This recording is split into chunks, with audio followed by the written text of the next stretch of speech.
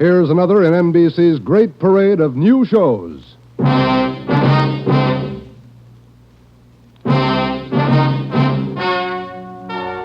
Ladies and gentlemen, the story you're about to hear is true. Only the names have been changed to protect the innocent. NBC brings you Dragnet.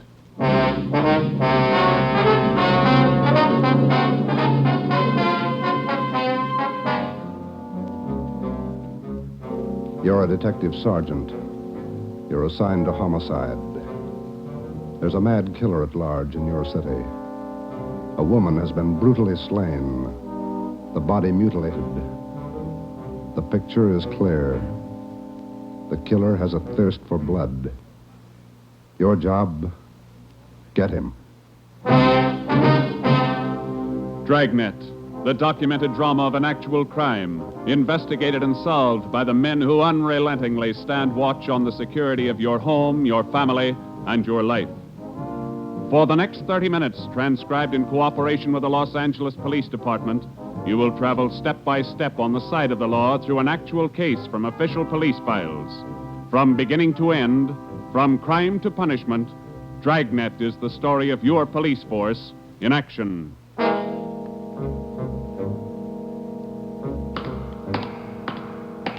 It was Wednesday, January 12th. It was raining in Los Angeles. We were working the night watch out of homicide. My partner's Ben Romero. The boss is Ed Backstrand, chief of detectives. My name's Friday. I was on the way back from the morgue, and it was 11:23 p.m. when I got to room 42. Homicide. Hi, Joe. Chief wants to see you. He's in there with Romero. Thanks, Chandler. How's the wife? Fine. How about your mother? Better, thanks.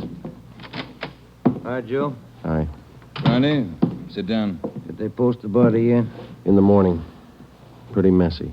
Strangled and mutilated. The guy's a maniac, Skipper. The body shows it. A murder like this, anybody's a suspect. The coroner looked at the body. He says the weapon was a long, sharp instrument. Found her in a hotel down on East 3rd Street. Manager's son discovered her about 7:30. You talked to him? It was too much for him. He passed out. Manager wasn't home. We'll check with him before midnight. Close to it now, Joe. We better get going. All right. The boys from the crime lab check the room. They're still down there, Ed. The place is a mess. And get back as soon as you can. We're working straight through on this thing. That's a hot shot. I'll get it. At the Lux Hotel, room 219, corner of South Grand and Cordova. Dead body. Possible homicide. The Lux Hotel, room 219, corner of South Grand and Cordova. A dead... What is it, Friday? Lux Hotel, possible homicide. Busy night. Yeah. You coming, Ed? Right. Let's go.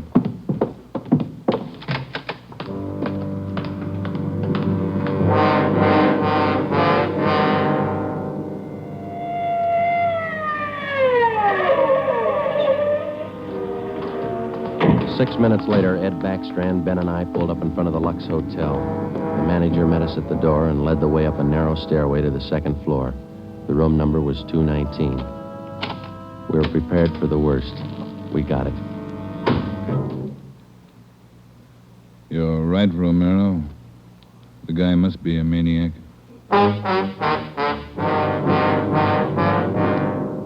2 hotels, 2 murders. The same M.O. 3 of us made a brief inspection of the room at the Lux Hotel. We took a few notes on the appearance of the girl's body and a brief description. Apparently, she'd been strangled to death first, and then her body brutally mangled. Ben and I went back down to the lobby, and the manager, Mr. Ford, showed us the house book. The girl was registered together with a man, Mr. and Mrs. Philip Grant. We took the hotel register to have it checked for fingerprints and to photostat the handwriting. Ben notified the crime lab. Then we went back to the room and questioned the manager. Mr. and Mrs. Philip Grant, that's all I know. I never saw either one of them before tonight. When did they check in, Mr. Ford? About 3 hours ago. That's right, about 9. Maybe a little before. Did they register together? Yeah, a little before 9. They came in together. Did you let them in the room? Yes, sir, like I always do. It's a small place here, maybe not first class, but I treat people right. What did the man look like? Do you remember? I think so. Kind of tall. Young, maybe 30 or so. Husky fella. Had a mustache. How tall would you say, Mr. Ford? Oh, about your height, Wade. Must have been at least 180. Seemed like a nice fella. Would you know him if you saw him again? I think so. People sure don't act like they look. You think it was him? Can you think of anybody else? Well, no. I never saw him before tonight, either one of them. I don't know anything about it. Did you notice anything in particular about them when they came in? Well, he didn't show it, but it looked like she'd been drinking a little. Giggling, you know. And you didn't see this man Grant leave the hotel? No, I didn't. I must have been checking the account books back of the desk. Guess he got by me. Is there a back entrance to the hotel, Mr. Ford? No, he had to come out this way, all right. How about the fire escape? I never thought of that. Say, I bet you cops think I'm trying to hide something. How did you happen to find the body? I don't know anything about it, honest. I've been running the hotel for 10 years now. Everybody knows me around here. You can ask at the bank. All right, Mr. Ford. Now, would you mind telling us how you happened to find the body? I don't want a lot of lousy newspaper publicity. Give the place a bad name. Can you blame me? The newspapers won't get your name from us. All we want to know is how you happened to find the body. Well, I told you. It's a small place here, but I like to treat people right. Couple hours after they checked in, I remembered I forgot to fill the ice water pitcher in the room. So I got some and took it up. The door was opened a little ways. It's got a bad catch on it, and the lights were on. I peeked in, and there she was. She was... Well, the guy must have been crazy. Do you remember what time it was when you found her? Well, just before I called the cops, about 11:30, I guess. All right, Ford, that's all for now. When the other officers get here, show them up, will you? Yes, sir, I sure will. Romero, Yes, Skipper? get on the phone downstairs and call the Metropolitan Division. Have them send us every available man from the reserve unit. We're going to patrol the area for the rest of the night. Right, Chief. Least we can do is make it hard for him. 2 murders in 7 hours. Yeah. Both of them in a 3-block radius. Same pattern. It's got to be the same guy.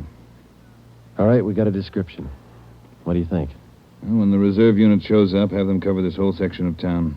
Pick up everybody who even comes close to that guy's description. All right, Ed. It's got to go fast. We can't lose a minute. 1 hour either way, it might mean another body. Like this one.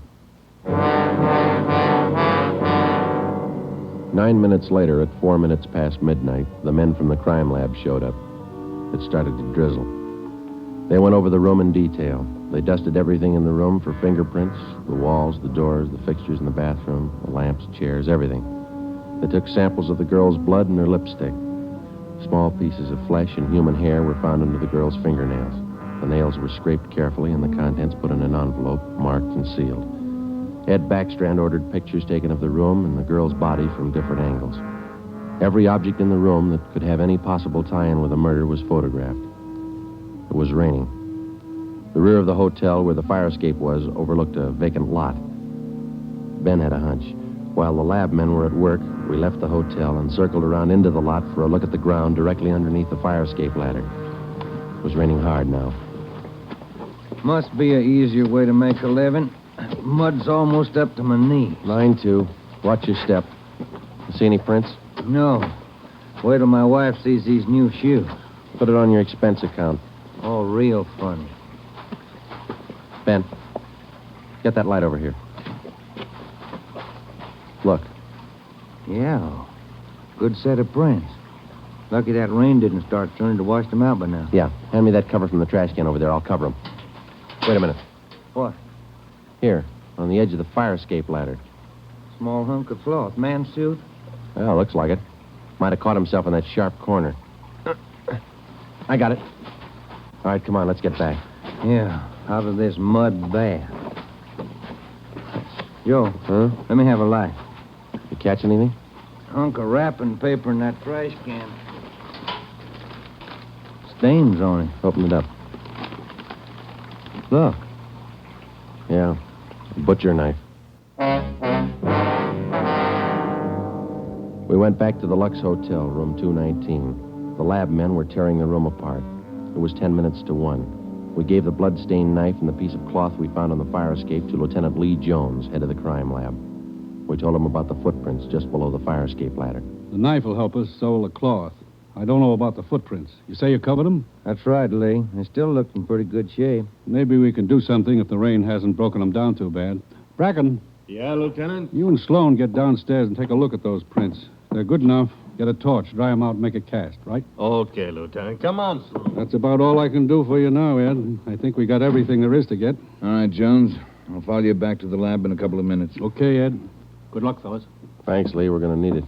All right, Friday. Romero, it's your baby for the rest of the night. Lee, get anything? Few prints, a woman's purse under the bed. Don't know if it's hers or not. No identification. You going to be at the crime lab, Ed? All night. As soon as we find anything, I'll let you know. Yeah? A gang of cops just came in the lobby. They asked for you. Must be the reserve men from Metropolitan. Tell them we'll be right down, Ford. Okay. You want us to handle it, Ed? That's right. Do just as I told you. Spread them out over the whole area. Cover the streets, the alleys, the flop houses, restaurants, bars, everything. You got a description to go on. Find the man that fits it. Right, Skipper. Don't forget, the guy's a killer twice over. I don't think he'd hesitate on you. Be careful.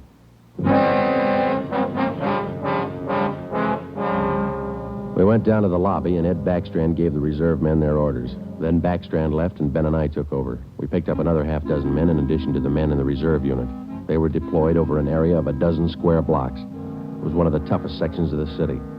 With a general description of the suspect, some of them were to travel on foot, some in cruiser cars. A few minutes before 1 a.m., there was a steady downpour. Visibility was bad. At 3 minutes past 1, the manhunt was on. For the first 30 minutes, Ben and I cruised the general area between East 3rd and College Streets and Alameda and Figueroa. No sign. The rain kept on. We sat and listened to the calls come in. 12A, call your station. 12A, KMA 367. Attention, all units. Recovered license plates in the 6th column. 4 Young, 7690.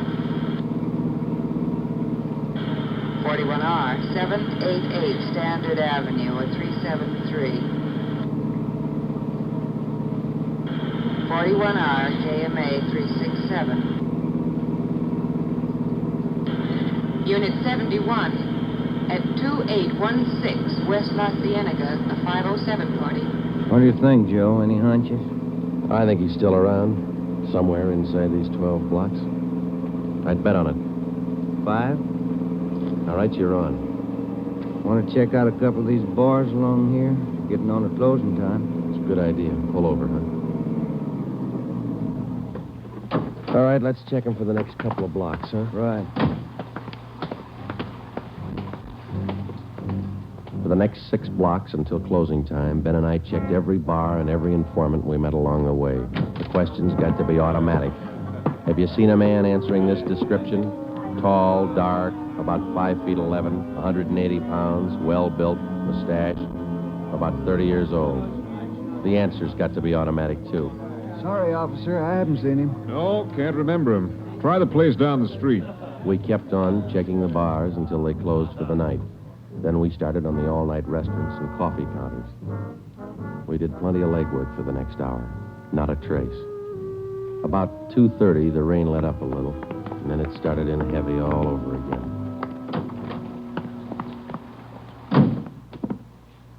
That finishes that block. Yeah, I better get the radio on. Yeah. Beautiful weather. Buy the bucketful. You want to smoke? Thank you. Control 4 to Unit 80K. Is Your that a match? location, please. Yeah. 80K, your location. KMA 367. That's us, Joe. You want to take it? Yeah, I got it. 80K to Control 4. 80K to Control 4.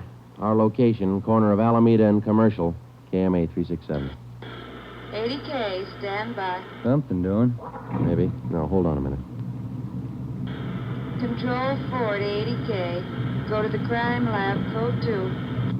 80K to Control 4, KMA 367. Crime lab. Maybe those prints paid off. Well, I hope so. Let's go.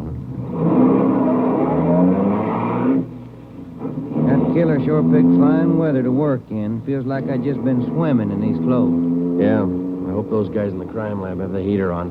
A hot bath and a warm bed lead me on. Attention, all units. Hold it. Let's get the radio. Attention, all units. At 420 St. John's Place, a woman screaming.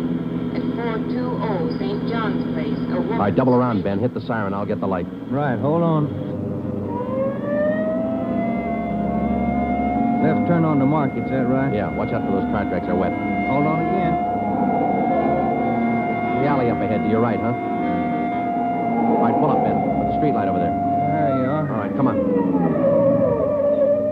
Let's go. Officer! Officer, over here! All right, what happened? Let's have it. This girl, Rita, she was coming home up the street. A man, he tried to grab her. He slashed her coat. Look at her. I saw him as he ran under the streetlight. Where'd he go? Down that way, down the alley, over that fence there. A big man. Davis, you there? Yeah, Joe. All right, Ben, go with Davis. Circle behind the alley. See what you can find. I'll call in. All right, come on, Dave. Yeah. Officer, look at her face. What's wrong with her? Severe state of shock, it looks like. Get her in the house, huh? I'll call an ambulance.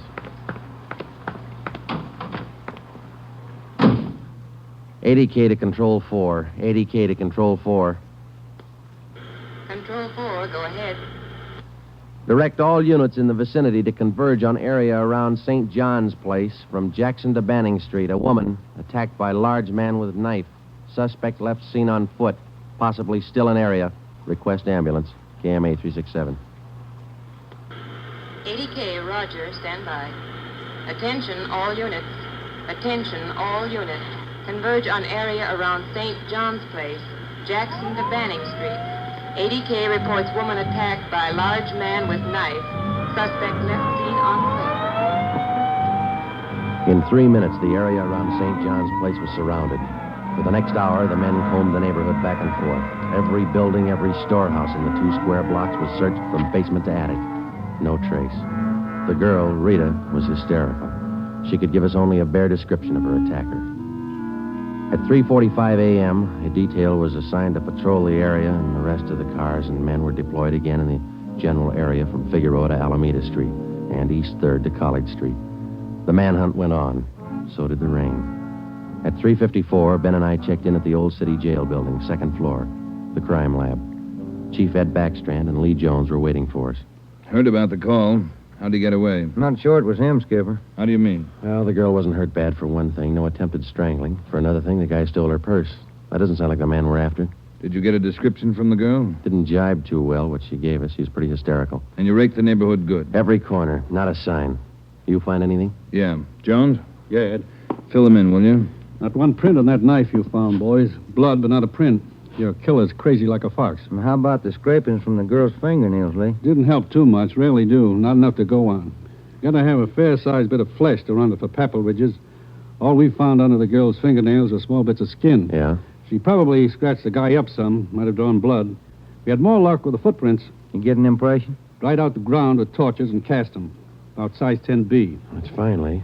But how about the prints? Only good one was a thumb. Real good. Got it off the wall near the light switch in the bathroom. Did you classify it yet? Yep. Found it in our single fingerprint file. The print belongs to a man by the name of Long. Robert Long. You got a record, Ed? Yeah. Misdemeanor. 2 arrests for drunkenness last October. Petty theft in December. The mama sheet shows a dishonorable discharge from the United States Coast Guard in 1946. Age 29, 192 pounds, 5 feet 10 inches, dark hair, dark eyes. That's close enough. We got even closer, Joe. Long works as a counterman at the Cottage Cafe down on South Flower. Started there last week on the early morning shift, but he didn't show up for work last night. Good. Where'd you get the tip? The knife you boys found. It didn't have any prints, but it had a brand on it. We ran it down. It was taken from the Cottage Cafe. Mm-hmm. Any address on this Robert Long, Ed? Yeah, got it from his boss. Rooming house on East 1st. Landlady says he hasn't been home in 2 nights. Yeah, now we wait.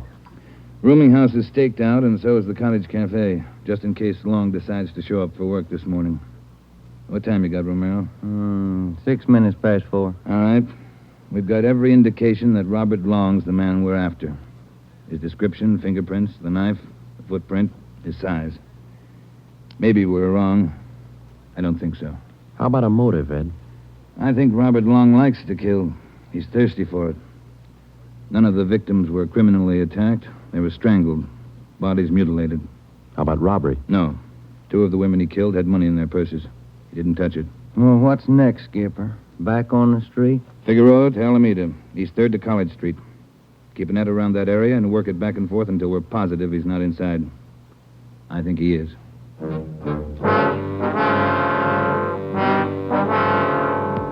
At At 10 minutes past 4 a.m., Ed Backstrand, Ben, and I left the crime lab and drove to the surrounded area. It was still raining.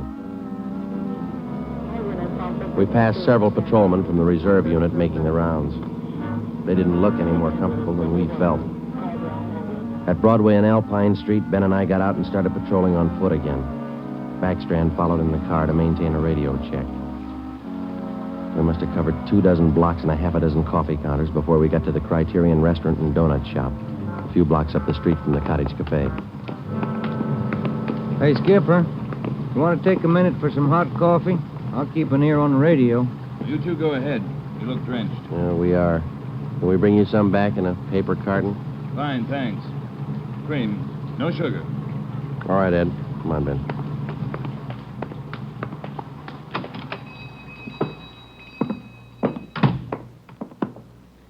Place is empty. Yeah. Yes, sir, gentlemen. What'll it be? Hot coffee? Yeah, there's two of us here. Can you fix up one to go? Sure thing.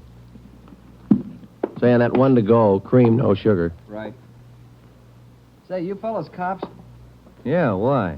No offense, just wondering. Here you are. Thank you. Cop in uniform was around a couple hours ago. Wanted to know if I'd seen some guy he was looking for. Tall, about 190 pounds, mustache, about 30 years old.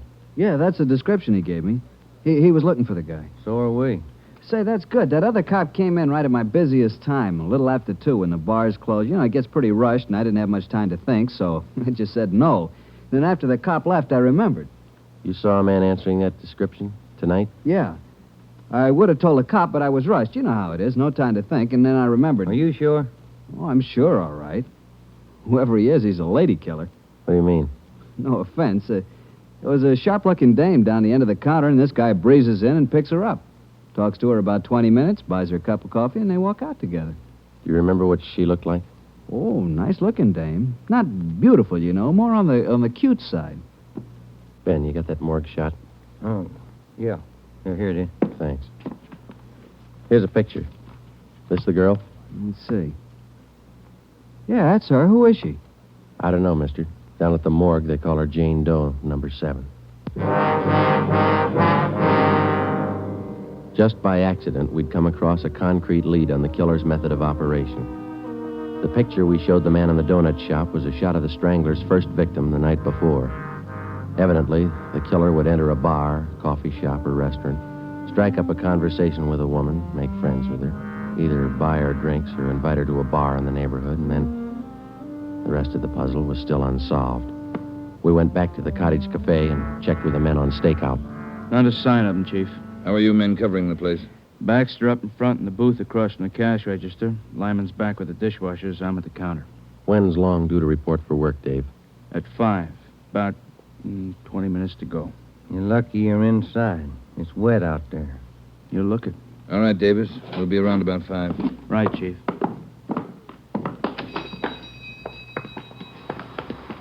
Let's get back in the car.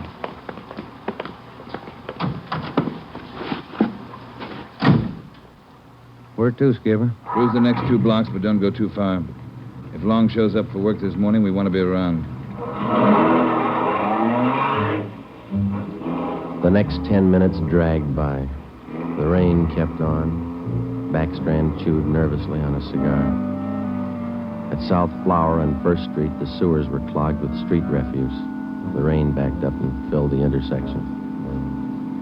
A group of aircraft workers huddled together in a doorway on one corner, waiting for the bus. It was cold and damp. I opened one of the back windows in the car to get some fresh air in.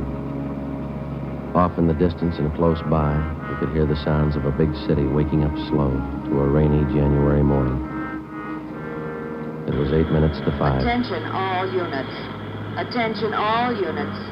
At 780 East Main, a restaurant. Man answering description of murder suspect. All right, Romero, step on it. Right, Skipper. About 10 blocks away, Ed. Who's going to cover the men at the Cottage Cafe? If this is a blind lead, it won't take us long to find out. They can handle it alone if they have to. Well, hang on. Look out. We're skidding. That was a close one, Ben. Yeah. If this is the guy, I owe you $5, right? Yeah. Attention all units. Additional information on your call to 780 East Main. Officers in pursuit of suspect. Suspect is on foot. Step on it, Romero. Attention all 2 more blocks, Skipper. Watch it, Ben. Next one to the left. Got it. That's the joint up ahead there. All right, watch your step and don't take chances. Don't play with him. Right. Here we go.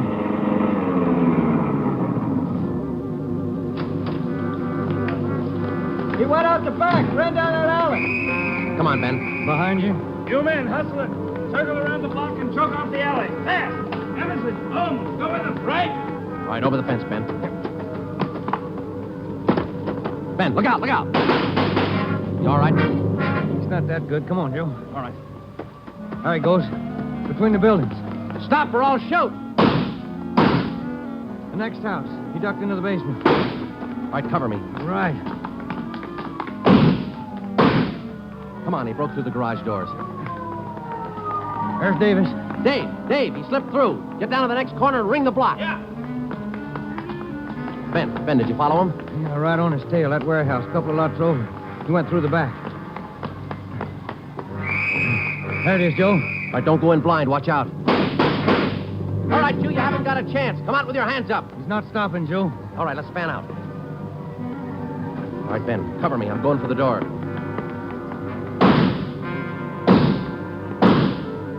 All right, Ben, come on. You're clear. You spot him? There he is. Let's get him. Close. He's in a good spot. Let's move.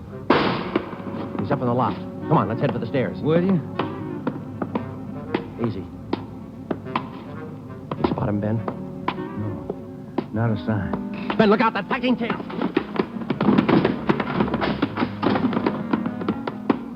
Kind of close, huh, Joe? Yeah. Let's get that punk now. Look out, Joe. There's another one. All right, you. We got the warehouse surrounded. Come on down. All right, then we'll blast you out. Joe, he's dropping down the ladder. He's going for the front door. They're waiting for you with Tommy guns out there. They'll cut you down. Stop. Joe, he's got the door open. He's making a break for it. He's crazy. He's trying to shoot his way out.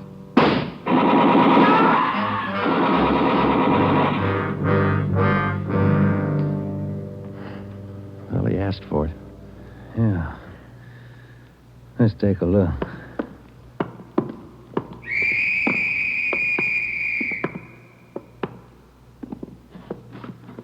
Messed up.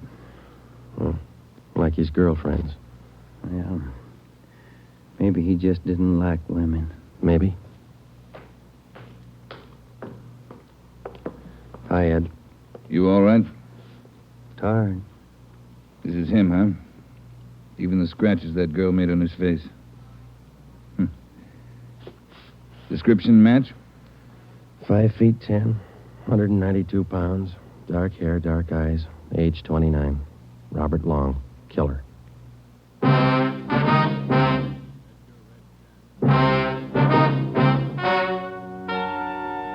story you have just heard is true. Only the names were changed to protect the innocent.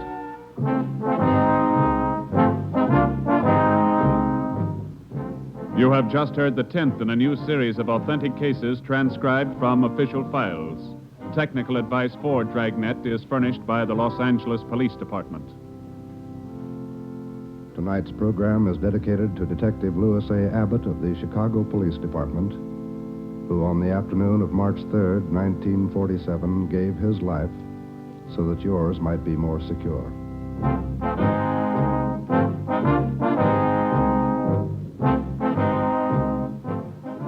Dragnet came to you from Los Angeles. If you enjoyed tonight's production of Dragnet, you'll probably want to listen this Saturday evening to a pair of adventure shows featuring two well-known Hollywood personalities. You'll enjoy Brian Donlevy, star of Dangerous Assignment. Also on Saturday's schedule is Richard Diamond, private detective, as played by the screen's romantic tough guy, Dick Powell. Listen to both of these exciting programs this Saturday over most of these NBC stations. This is NBC, the national broadcasting company.